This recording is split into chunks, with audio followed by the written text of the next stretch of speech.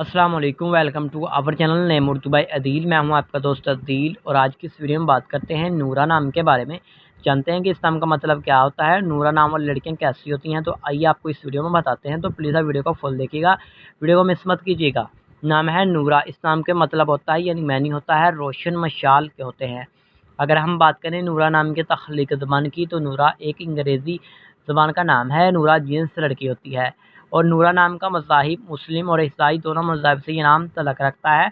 नूरा नाम का लकी नंबर 5 यानी 5 होता है। और अगर आप अपने नाम का सही लकी नंबर जानना चाहती हैं तो जल्दी से कमेंट बॉक्स में बताइएगा। नूरा नाम के हामी नंबर 5 और 9 बनते हैं गाइस। नूरा नाम का बेहतरीन वक़्त 9 PM से लेकर 11 PM तक होता है। नूरा नाम के मुआफ़ी दिनों में इतवार मंगल शामिल है।